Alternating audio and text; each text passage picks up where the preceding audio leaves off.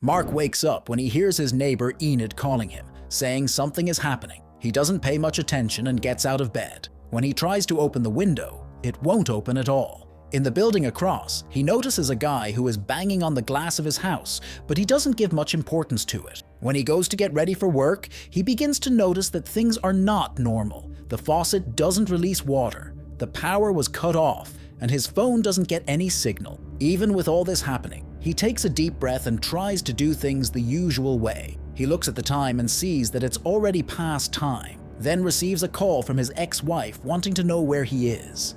She is very irritated that Mark is late for a very important court hearing, nervous about missing the chance to defend himself in court over child custody issues. He walks to the entrance of the house, but discovers that it won't open at all. He tries to figure out why he can't open it and sees that it's stuck. While he tries to explain the situation to his ex-wife, suddenly the signal goes out. Without success in getting out, he looks out the window again, and when he looks at the building next door, he sees other desperate people waving their arms and asking for help. Hey, what would you do if you woke up one day and discovered that your house was completely sealed with you trapped inside? The movie I'm going to summarize is called Containment. It's a British film that mixes horror, fiction, and suspense. It's a film that shows how people react when they are put in an impossible situation to escape. That's why I invite you to subscribe to the channel, activate the bell, and leave a like to receive the best recaps. People wearing special clothes to protect themselves from dangerous products walk around the place, not caring about the residents who are afraid. Mark calls for his neighbor. Enid is also desperate. She tries to talk to Mark through the wall, telling him that she's also trapped. Suddenly, Mark hears a strange sound coming from Enid's apartment, and she stops talking. Mark grabs a heavy tool, really wanting to get out of there, but instead of managing to escape, he ends up getting hurt. Suddenly, a loudspeaker starts transmitting a repetitive official message. Please remain calm. The situation is under control. While treating the wound, a very loud sound happens and a piece of the wall breaks. Through there appears Sergei, an agitated young man, and his younger brother Niku, who doesn't talk much and seems to have some kind of disability or trauma. Through the hole in the wall, Mark manages to reach where Niku and Sergei live and tries to open their door, but obviously it doesn't work.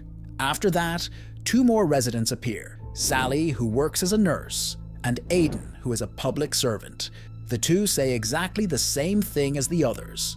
The entire floor became completely separated from the rest of the world. It must be just a safety measure. Aiden, who is clearly afraid, is sure that something serious is happening, something that the government isn't telling anyone. They do everything to try to talk to the people outside, but no one responds. Then comes another announcement over the loudspeaker, guaranteeing that medical teams are taking care of the problem. Everything is under control. Sally takes care of the wound on Mark's hand, stitching the cut, while the rest of the people try to understand what's happening. In the middle of all this silence, Mark remembers Enid, his older neighbor. Running, he asks Sergei to break the wall until they reach her apartment. When they get there, they find her unconscious on the floor. They manage to lift her up and take care of her. Later, everyone looks out the window while the workers downstairs set up hospital tents. They also manage to see sick people being carried into these tents. Another announcement over the loudspeaker talks about a gas leak, telling everyone to stay inside their homes. But the group doesn't believe it. Aiden, especially, is sure they're lying to them. This makes everyone even more nervous.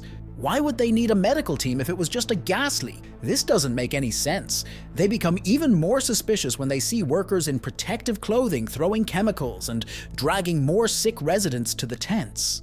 Suddenly, a man tries to escape running and is shot by someone who fired at him. Fear takes over everyone. All the people there notice that they can no longer leave the place. Soon after, groups wearing special clothes against toxic products begin to enter the apartments by force. Sergei observes this movement from his window. People who try to resist are taken using violence. Fear takes over Mark and the others. They understand that time is running out. With desperate desire to escape, they gather and think about what they can do. It's at this moment that Mark remembers that in his apartment, he keeps chemical substances that might be strong enough to dissolve the material that sealed the door. Unable to waste time, the group gets these products. Mark combines them into a potent mixture and carefully pours it on the bottom part of the main door. To everyone's relief, the sealing material begins to soften. Joining forces, they manage to push and open the door. They quickly begin to organize how they're going to get out of there, because they can't simply exit through the front door if they want to live. Just when the group starts to create a plan, Enid suddenly becomes desperate. Niku has completely disappeared. Distressed, they stop talking about how to escape and focus on finding the boy. At this time, Niku, scared and alone, crawls through a ventilation tube and ends up on another floor. Hidden in the darkness, he witnesses something terrible. An elderly lady is being persuaded by staff in protective clothing to cooperate. One of them puts a syringe in her. A few moments later, she collapses, coughing violently. Back on the upper floor, Sergei finally locates Niku and tries to pull him using a rope he improvised. But just when Niku tries to reach the rope, the staff spot him and drag him away. Mark and Sergei, who grabs a baseball bat, run down the stairs together. What comes next is total chaos.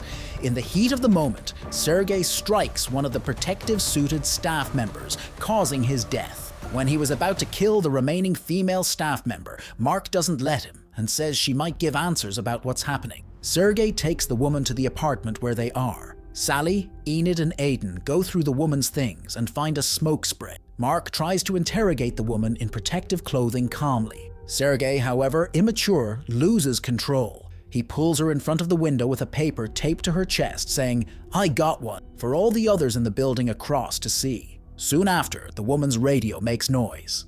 The man on the other side warns that things have gotten out of control. Mark insists on more information, but the man realizes it wasn't his work partner who was responding.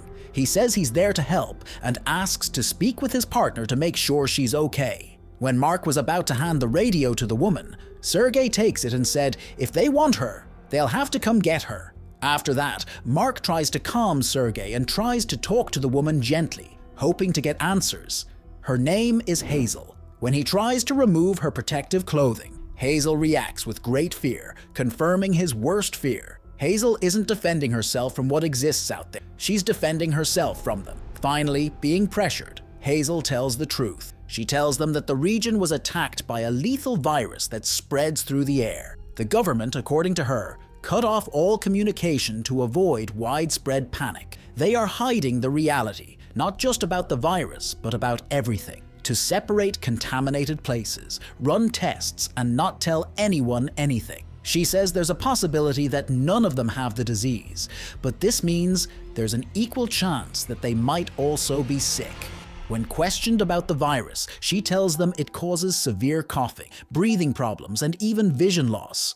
But in the end, the important organs of the body will stop working. Researchers are trying to discover a cure or protection, but they haven't achieved anything yet. Sergei, already out of patience, gets agitated. Very angrily, he forcefully removes Hazel's protective equipment.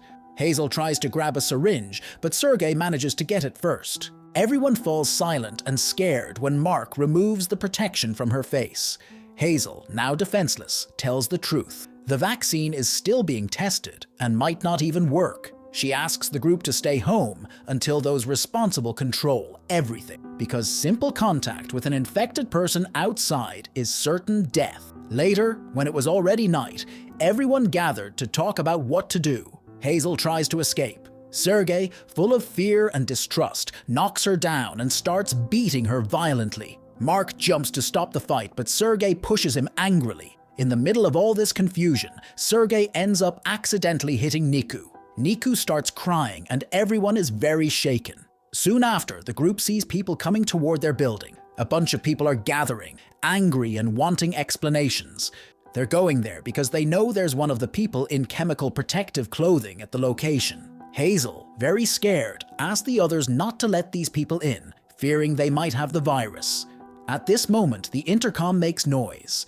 A man's voice speaks through the device, telling Mark that they need to know where the vaccines are. They killed the entire team, and Hazel is the only one left from her group. She's the only one who remained alive. The group runs to lock the door. When people start banging on the door, the group hurries to hold it and not let it open. In all the chaos, Sally gets badly hurt by flying glass.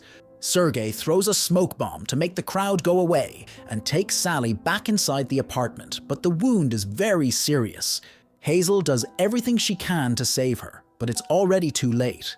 Sally dies because she lost too much blood. Aiden, heartbroken, goes away quietly to another room. Later, they cover Sally's body with fabric, but Aiden had disappeared. The others didn't know he had taken Hazel's clothes and left secretly, wanting to escape. When people see him, they think he's a doctor and surround him, asking for the cure. Everyone enters desperation. A shooter from afar fires a shot into the air, making the crowd scatter. Aiden is left alone. A few seconds later, he is killed by gunshots. Inside, Sergey sees more people running toward them. He tells the group to leave quickly, but Mark doesn't want to, saying he won't leave Hazel behind. He tries to untie her restraints. Sergey, not wanting Hazel to come along, very irritated, hits Mark with a bat, making him fall to the ground.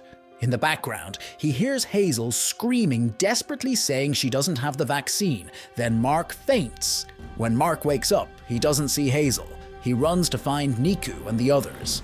At the window, something very scary appears in front of him. Two workers in chemical protective clothing are preparing to release gas near the building. Mark finds the group and immediately goes after Sergey, completely irritated because of what had happened before. Mark almost kills Sergey by strangling him, but Enid manages to stop him and make him calm down. But this calm lasted a short time. The poisonous gas begins to take over the entire building. Everyone runs to the upper floors, trying to reach the roof to be safe. During the run, Mark ends up tripping over Hazel's body, who had already died. While everyone is running, Sergey ends up being caught by the crowd that was outside. He tries to break free, but there are many people against him alone. He asks Mark for help, but in the same way that Sergey left him behind, he did the same. Up on the roof, the three who remained finally manage to breathe pure air. Mark and Enid stay close together, smoking cigarettes. The next morning, Mark wakes up and awakens Niku. Niku goes to try to wake Enid, but discovers that she had died while sleeping. Mark, who already knew what had happened, tells Niku to let her sleep a little more, that she would find them later. Now only with Niku by his side, Mark looks at the entire destroyed city. He decides it's time to leave the building together with Niku. Wanting to protect the boy, Mark tells Niku to close his eyes and pretend they're playing a game. He then puts Niku on his back and enters the destroyed city, passing through stairs full of dead bodies. In the end, they managed to leave the building, but what was waiting for them outside wasn't encouraging. The world was completely empty. Even the quarantine places were in total silence. From above, a loudspeaker releases a frightening warning. Any person found on the street without permission will be arrested. Any person found on the street without permission will be considered a contamination risk. Knowing that time was running out, Mark puts on special clothes against chemical products and leaves. Still carrying Niku, he believes the disguise will keep them both protected. But this hope doesn't last long. A guy from a building next door sees them, thinking Mark was a government employee. The man runs to them and pulls Niku away from him. He starts talking about the family he lost, very angrily. Then he grabs a piece of broken glass. Mark tries to explain that he's not with the doctors. He's not their enemy, but the guy doesn't believe him because of the clothes he's wearing. In the fight that happens, Niku manages to escape, but Mark gets stabbed. Losing blood and weak, he staggers out with Niku's help. They finally reach an abandoned park. Mark, now pale and rapidly losing strength, sits on a swing. He gives Niku his cell phone and his ex-wife's number and tells him to call that number as soon as he gets a signal. He then tells him to go away. Niku doesn't want to leave Mark alone, but Mark encourages him to move forward.